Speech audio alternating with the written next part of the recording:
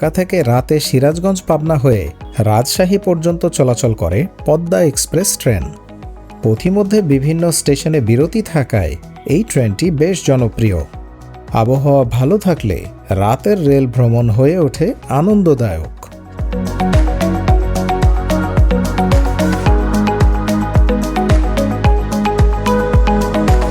যাত্রাসঙ্গী চাঁদকে সাথে নিয়ে আজকের যাত্রা।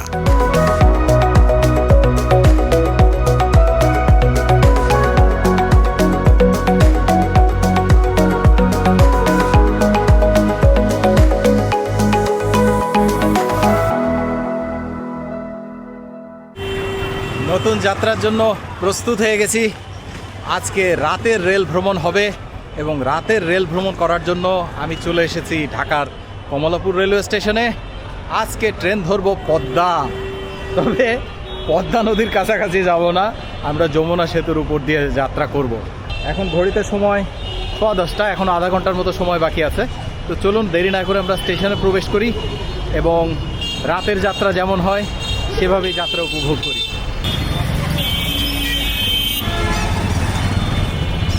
কমলাপুর স্টেশনে অন্যান্য দিনের মতো আজকে অতটা ভিড় নেই। এখানে ডিসপ্লে বোর্ডে দেখা যাচ্ছে পদ্মা এক্সপ্রেস লেখা আছে, কিন্তু প্ল্যাটফর্ম নাম্বার দেয়া নেই, অর্থাৎ পদ্মা এক্সপ্রেস এখনও ঢাকায় এসে পৌঁছায়নি। এই হচ্ছে রাতের কমলাপুর রেলওয়ে স্টেশন। অনেক যাত্রী। এই দরজা দিয়ে তো প্রবেশ করলাম, কিন্তু এখন কোন প্ল্যাটফর্মে যাব, কারণ গাড়ি তো আসেনি। সবগুলো প্ল্যাটফর্ম এক এক করে ঘুরে দেখি, এছাড়া আর করার কিছুই নেই। তবে মনে হচ্ছে ওইদিকে একটা ব্রডগেজের লোকোমোটিভ আসলো, দেখা যাচ্ছে ওইটা হতে পারে পদ্মা 6 নম্বরে। পদ্মা 6 নম্বরে, তার মানে এইমাত্র পদ্মা এক্সপ্রেস আসলো। এই যে পদ্মার লোকোমোটিভ, এই হচ্ছে আমাদের আজকের লোকোমোটিভ। আমাদের লোকোমোটিভ 6631।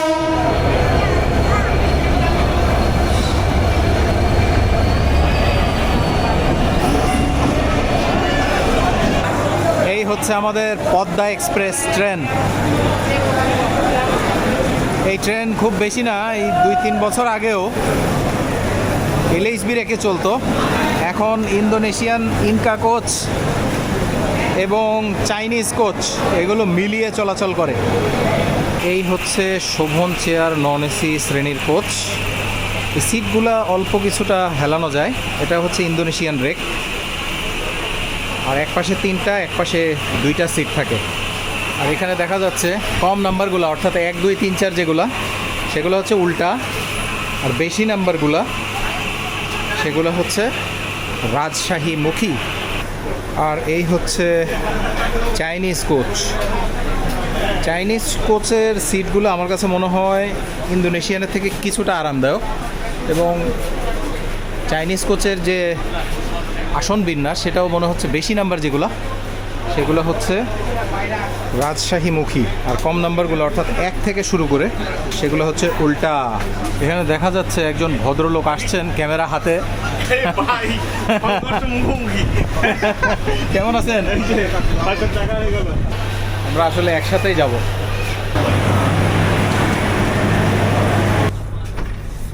এই হচ্ছে এসি চেয়ার কোচ।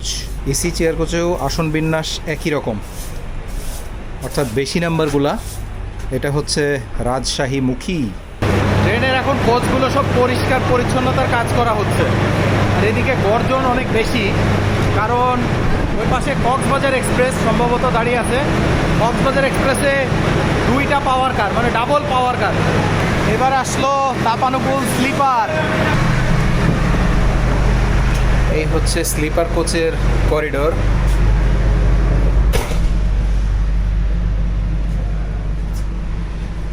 এটা হচ্ছে একটা বড় কেবিন, এখানে 4 জন যাত্রী যাত্রা করতে পারবে। এই চার্জিং পয়েন্ট আছে, লাইট ফ্যানের যে সুইচ সেগুলো আছে, আর এই যে বাতিটা আছে। এই হচ্ছে, এটাও চাইনিজ কোচ। আর এটা হচ্ছে এই যে বার্থ নাম্বার 23-24। অনেক সময় আপনারা সিট জিজ্ঞেস করেন সিঙ্গেল কেবিন কোনটা, এটা হচ্ছে ব্রডগেজের চাইনিজ কোচের সিঙ্গেল কেবিন।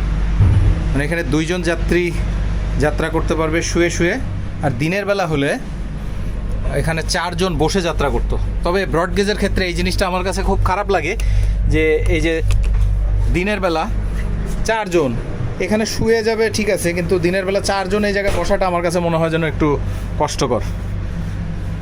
উপরে ওঠার জন্য এই যে সিঁড়িও দেওয়া আছে। সামনে আস্তে আস্তে আমরা চলেই আসলাম একদম লোকোমোটিভের কাছে।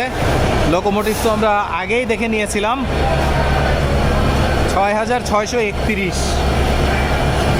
যাত্রার জন্য সবাই প্রস্তুত, ইঞ্জিন গরম হচ্ছে। কক্সবাজার এক্সপ্রেস আজকে অনেকগুলো কোচ একদম প্ল্যাটফর্মের বাইরে চলে এসেছে, মানে সামনের দিকে। আর ট্রেনের অবস্থা দেখে যা মনে হচ্ছে কক্সবাজার এক্সপ্রেসের যাত্রী পুরোপুরি একেবারে হাউসফুল। কক্সবাজার এক্সপ্রেসে এদিকে প্ল্যাটফর্মে যা দেখা যাচ্ছে মনে হচ্ছে যেন সবাই বিশ্ববিদ্যালয় পড়ুয়া ছাত্রছাত্রী সবাই মিলে হই হই করতে করতে যাচ্ছে, অন্যরকম একটা মজা।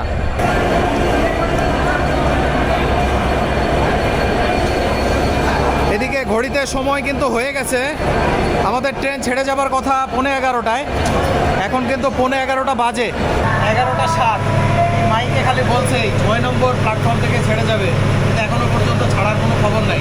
আর এদিকে এত বিকট আওয়াজ, খুব বিরক্ত লাগছে, কারণ এই যে এদিকে ডাবল পাওয়ার কার, খুবই মানে বিকট একটা আওয়াজ হচ্ছে। আমাদের পদ্মায় আগে ছাড়বে, যদিও এখন সময় 11:10। এদিকে কক্সবাজার এক্সপ্রেস পুশ ব্যাক করা হচ্ছে, মানে পিছনে দেওয়া হচ্ছে। এই পুশ ব্যাকের কারণ আমাদের সাদাত ভাই বলল সম্ভবত এই কক্সবাজার এক্সপ্রেস এতটাই সামনে চলে গিয়েছে যে অন্য কোনো ট্রেন বেরই হতে পারছে না, সেই কারণেই এই ট্রেনকে ঠেলে পিছনের দিকে নেওয়া হচ্ছে। কি বলেন সাদাত ভাই? আচ্ছা ভাই, একটা প্রশ্নের উত্তর। হ্যাঁ, জানতো কক্সবাজার এক্সপ্রেস যখন প্রথম ছাড়ছিল, হ্যাঁ, তখন মহিলা অ্যাটেন্ডেন্স ছিল না? হ্যাঁ হ্যাঁ ছিল। ওনারা এখন ঘুমাচ্ছে, রাত আমি হয়ে এগুলো গেছে না। একটু দেখতেছি না এখানে, সব তো পুরুষ। আরে সব ফুল দিয়েছিল, ফুল ফুল। হ্যাঁ, ফুল ছিল। আমি একটা রজনীগন্ধা পাইছিলাম স্কিন। এদিকে ঘড়িতে সময় 11:16, হলুদ বাতি জ্বলে গেছে। শেষ পর্যন্ত আমিও যা বলছিলাম যে আমাদেরটাই আসলে আগে দেওয়া উচিত, কারণ আমাদের সময় আগে, আমাদেরটাকে আগে দিল। হুইসেল বেজে গেছে। অবশেষে একেবারে বরাবর আধা ঘন্টা বিলম্ব করে তারপর আমাদের ট্রেন ছাড়লো। এই পাশে এই ট্রেনটা এইমাত্রই আসলো, মনে হচ্ছে লালমনি। পদ্মা এক্সপ্রেস, যার ট্রেন নম্বর 759-760, বাংলাদেশ রেলওয়ে কর্তৃক পরিচালিত একটি ব্রডগেজ আন্তনগর ট্রেন, যা রাজধানী ঢাকা হতে পদ্মাপাড়ের রাজশাহী শহরের মাঝে চলাচল করে। 2006 সালে এই ট্রেনটি উদ্বোধন করা হয়। পদ্মা নদীর নামানুসারে রাজশাহীকে পদ্মা নদীর উৎপত্তিস্থল ধরতে পদ্মা এক্সপ্রেস নামকরণ করা হয়। স্টেশন থেকে বের হতে না হতে আবার ট্রেন থেমে গেল।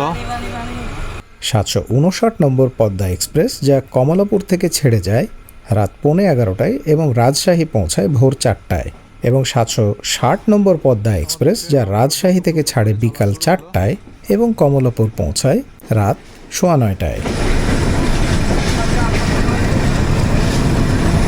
এই ট্রেনে বিরতি স্টেশনগুলো হচ্ছে ঢাকা বিমানবন্দর, Joydebpur junction, Tangail, Ibrahimabad junction, Shahid M Mansur Ali, Ullapara, Baral bridge, Chatmohar, Ishwardi bypass, Abdulpur junction, Sarda road এবং সর্বশেষ রাজশাহী স্টেশন। সর্বমোট যাত্রার সময় 5 ঘন্টা 15 মিনিট। সর্বমোট ভ্রমণ দূরত্ব 260 কিলোমিটার। ট্রেনটি সপ্তাহে বন্ধ থাকে মঙ্গলবার।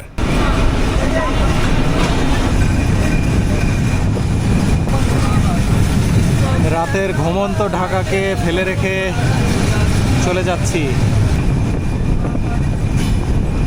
এই ট্রেনের ভাড়া নন এসি শোভন চেয়ার শ্রেণীতে 450 টাকা, স্নিগ্ধা বা এসি চেয়ার শ্রেণীতে 863 টাকা এবং এসি বার্থ বা এসি কেবিনে প্রতিটি সিট 1597 টাকা। উল্লেখ্য যে অনলাইনে টিকিট করলে 20 টাকা অনলাইন চার্জ হিসেবে প্রদান করতে হবে। ঢাকা থেকে ঈশ্বরদী পর্যন্ত নন এসি শোভন চেয়ার শ্রেণীতে ভাড়া 385 টাকা।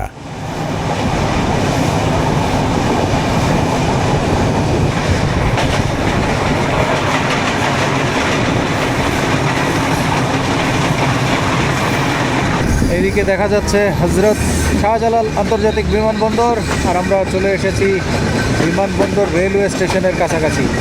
রাত 12:15টার সময় আমরা ঢাকা বিমানবন্দর স্টেশনে প্রবেশ করলাম।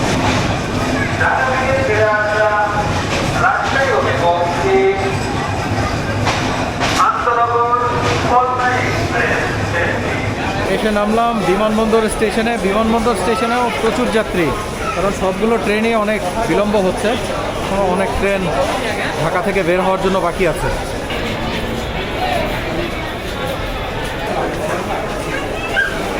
ছেড়ে দিল ঢাকা বিমানবন্দর থেকে। এরপর বিরতি হবে জয়দেবপুর জাংশনে।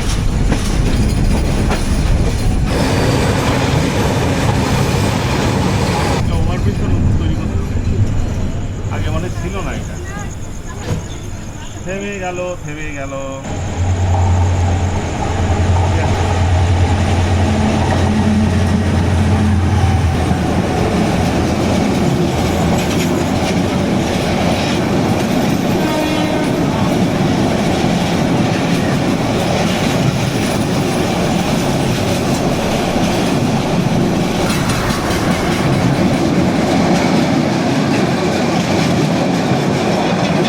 জয়দেবপুর পর্যন্ত লাইন ডাবল হলেও পুরোপুরি কিন্তু ডাবল না, মানে কার্যকর না। কারণ হচ্ছে টঙ্গী থেকে যেখান থেকে বের হয়ে জয়দেবপুরে প্রবেশ করে ওই জায়গাটাতেই হচ্ছে সিঙ্গেল লাইন। এই জন্যই ওই দিক থেকে কোনো ট্রেন যদি ঢুকতে যাবে এমন অবস্থায় থাকে, তখন এদিক থেকে কোনো ট্রেন যেতে পারে না।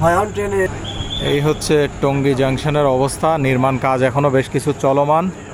আর ওইদিকে দেখা যাচ্ছে লেলবাতি। 5-7 মিনিটের মতো টঙ্গী জাংশনে থামলো।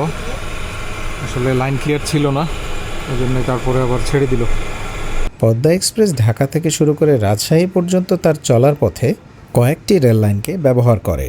প্রথমত নারায়ণগঞ্জ বাহাদুরাবাদ ঘাট লাইন ধরে টঙ্গী জাংশন পর্যন্ত, এরপর জামতৈল জয়দেবপুর লাইন ধরে জামতৈল পর্যন্ত, এরপর জামতৈল ঈশ্বরদী লাইন ধরে ঈশ্বরদী পর্যন্ত, পরবর্তীতে চিলাহাটি পার্বতীপুর সান্তাহার দর্শনা লাইন ধরে ঈশ্বরদী বাইপাস স্টেশন থেকে আব্দুলপুর পর্যন্ত, এবং সর্বশেষ আব্দুলপুর জংশন থেকে রাজশাহী পর্যন্ত চলাচল করে আব্দুলপুর পুরনো মালদহ লাইন ধরে।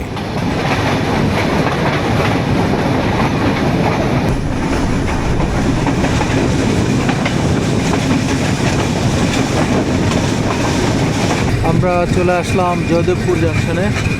আর এখন ঘড়িতে সময় রাত 12:17। চলে আসলাম জয়দেবপুর জাংশনে। জয়দেবপুর জাংশনের স্টেশনের প্ল্যাটফর্ম যে এত নিচু, এখানে আসলেও যাত্রীদের উঠতে কষ্ট হয়, আর বয়স্কদের তো কষ্টের শেষ নেই। আরে জয়দেবপুরের পর থেকেই এতক্ষণ আমাদের তো ডাবল লাইন ছিল, জয়দেবপুরের পর থেকে কিন্তু সিঙ্গেল লাইন। ওই দিক থেকে যদি ট্রেন আসে তাহলে কিন্তু আমাদের পথিমধ্যে দাঁড়াতে হবে। এবার সিটে বসে চেষ্টা করব ছোটোখাটো ঘুম দেওয়ার, কারণ আমার সিট আসলে জানালার পাশে পড়েনি, একদম আইল সাইডে পড়েছে। এখন বাজে 12:21। এখন ছাড়লো জয়দেবপুর জাংশন থেকে, এরপর বিরতি হবে টাঙ্গাইল। সাদাত ভাই কি বলেন, আমরা টাঙ্গাইল নেমে কি চমচম পাবো? হ্যাঁ, পাওয়া যায়। ওই যে ইয়েতে বিক্রি করে না আটার গোল্লা, নাটোরে কাঁচাগোল্লা, তাহলে টাঙ্গাইলেও চমচম বিক্রি করা উচিত না? হ্যাঁ, এই হচ্ছে এক জিনিস, লাল দালান দেখা গেছে।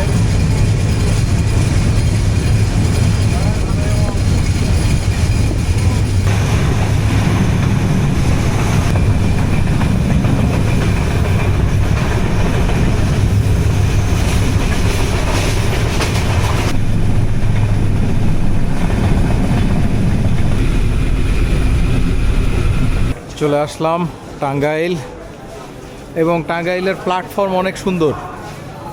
টাঙ্গাইলের প্ল্যাটফর্ম বেশ উঁচু, ব্রডগেজের ট্রেনের কোনো অসুবিধাই হয় না, বেশ আরামেই যাত্রীরা কিন্তু উঠতে পারে। টাঙ্গাইলে আমাদের যাত্রা বিরতি 2 থেকে 3 মিনিট, এরপরে ট্রেন ছাড়বে। ট্রেন কিন্তু বেশ জোরে সোরেই চলছে। কি সাদাত ভাই, কেমন লাগছে? হুড়ুমটা বলেন একটু। তার থেকে বড় কথা এই যে সিঙ্গেল সিট পাওয়া যায় না, এটা মানে এখন বের হইতে গেলে যে ওনারে পাড়ায় তখন বের হইতে হবে, এটা একটা ভয়ঙ্কর ব্যাপার। বের হওয়ার মতো উপায় নাই, আমি ওই যে সাইডে সিট পড়ার জন্য আমি বের হতে পারছি। মানে পড়ে গেছে এটা চিপার মধ্যে আর কি। এই দিক থেকে মিটার গেজ ভালো। আর ব্রড গেজে আসলে ওই যে একপাশে 3 সিট যে থাকে, 3 সিটের আসলে খুব বিরক্তিকর। ওই 3 সিট কখনোই আরামদায়ক হয় না, যতই এসি হোক নন এসি হোক যাই বলেন। ওই যে আগে সেই বহুত আগে দূরপাল্লার বাস চলতো না, বড় বড় যে বাসগুলো, যেগুলো চেয়ার কোচ ছিল সেগুলো 2 সিট বাই 2 সিট। আর যেগুলো নর্মাল কোচ বলতো এক পাশে 2টা সিট আর এক পাশে 3টা সিট, ওই রকম অবস্থা। রাত 1, আপনারা তো দেখতেই পারলেন যে ট্রেন ছেড়ে দেওয়ার পরে কিন্তু হুইসেল দিল। এখন সময় রাত 1:20। আমাদের এরপর বিরতি হবে ইব্রাহিমাবাদ জাংশন স্টেশনে। আজকেও কিন্তু যাত্রা বেশ ভালোই হচ্ছে এবং যাত্রা সঙ্গী হিসেবে কিন্তু আছে চাঁদ। আমাদের ট্রেনের গতি কিন্তু 90 কিলোমিটার এর কাছাকাছি, মানে 80 থেকে 90 এর মাঝে। চলে আসলাম চমৎকার আলোক উজ্জ্বলময় ইব্রাহিমাবাদ জাংশন স্টেশনে। জাংশন স্টেশন দেখতে ভালোই লাগছে, আর ইব্রাহিমাবাদ অনেক সুন্দর স্টেশন।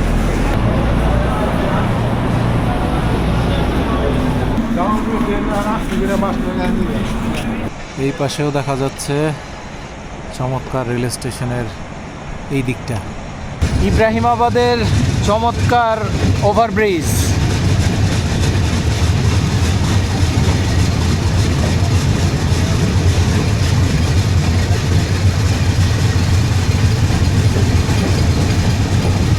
এবার কিন্তু ট্রেনে আস্তে আস্তে বেশ জোরে গতি উঠে যাবে।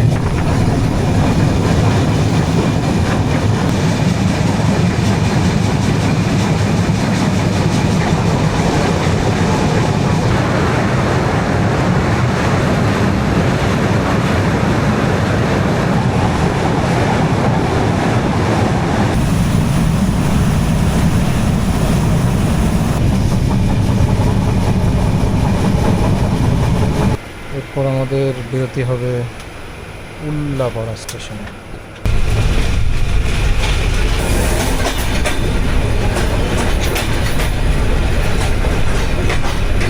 চলে আসলাম উল্লাপাড়া স্টেশনও বেশ আলো ঝলমলে এবং স্টেশনের প্ল্যাটফর্ম বেশ উঁচু।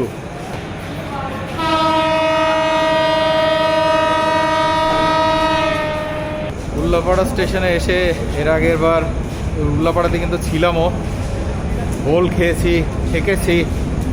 আপনারা যদি চান আপনারা আমার সেই ভিডিওটা দেখে আসতে পারেন। আমি গত বছর এসেছিলাম এই উল্লাপাড়া সিরাজগঞ্জ এলাকা ঘোরার জন্য।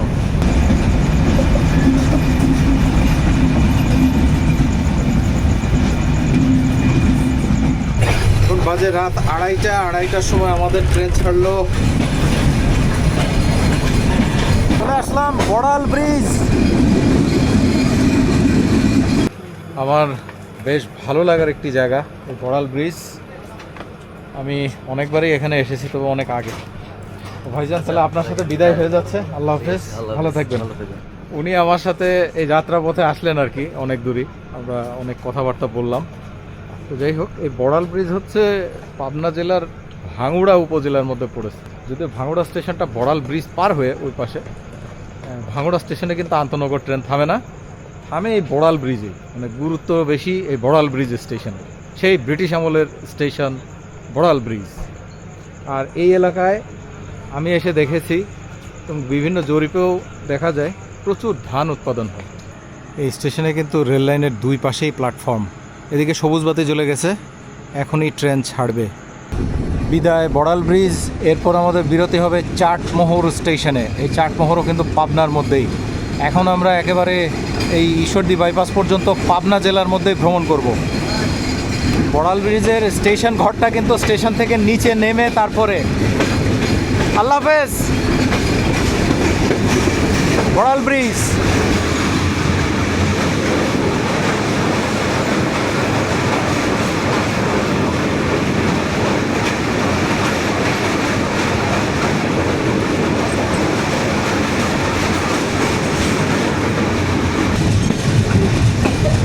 আমরা চলে আসলাম চাটমোহর। চলে আসলাম চাটমোহর স্টেশনে। এই চাটমোহর স্টেশনও পাবনা জেলার মধ্যে। আর এই স্টেশনগুলো সবই কিন্তু হয়েছে সেই ব্রিটিশ আমলে, মানে এই যে চাটমোহর, উল্লাপাড়া, বড়াল ব্রিজ, একেবারে সিরাজগঞ্জ পর্যন্ত, মানে এটা ঈশ্বরদী সিরাজগঞ্জ যে লাইন, সেই লাইন তৈরি হওয়ার সময় কিন্তু এই সবগুলো স্টেশনই তৈরি হয়, এই লাইনের সব স্টেশন। সেটা হচ্ছে এই 1914-15 সালে। তো এই রাত 3:10 আমাদের ট্রেন ছেড়ে দিল চাটমোহর থেকে। এরপর আমাদের বিরতি হবে ঈশ্বরদী বাইপাস স্টেশনে।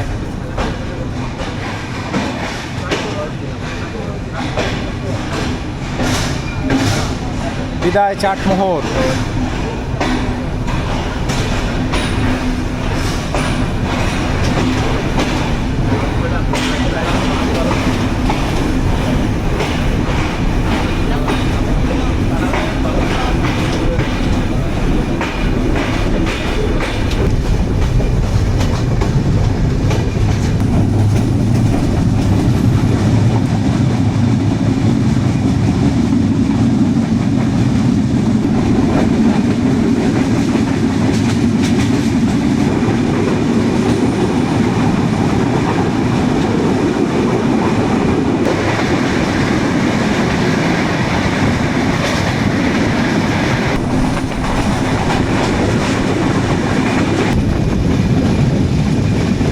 মাঝগ্রাম জাংশনের পর আমাদের লাইন এখান থেকে ভাগ হয়ে গেল। বাম পাশের যে লাইনটা, এই লাইনটা চলে গেল বাংলাদেশের সবথেকে বড় জাংশন স্টেশন ঈশ্বরদীতে। আর আমরা ডান দিকে বেঁকে চলে যাচ্ছি ঈশ্বরদী বাইপাসের দিকে।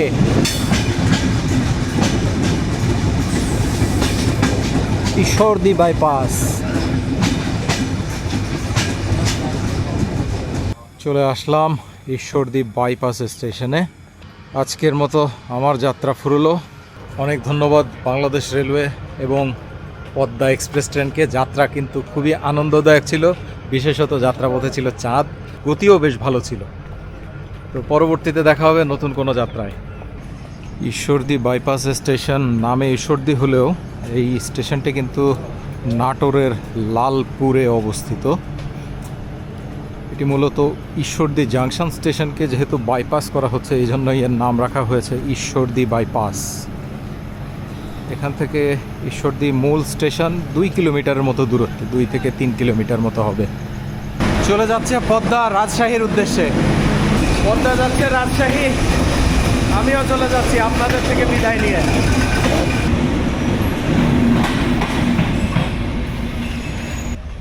আর এই হচ্ছে বাইপাস স্টেশন। একদম ছোট্ট একটা স্টেশন ঘর আছে এখানে। রাতের অন্ধকারে ভালো বোঝা যাচ্ছে না, যাই হোক এই লাইনটা ঈশ্বরদী থেকে আসলো আর এদিকে চলে গেল আব্দুলপুর। আর এই স্টেশন থেকে আসলে বের হয়ে কোথাও যেতে হলে এদিকে এসে তারপর এদিক থেকে এই ব্যাটারি চালিত গাড়িগুলো পাওয়া যায়। সুইচ অন করে ব্যাস বুঁ করে যাবে।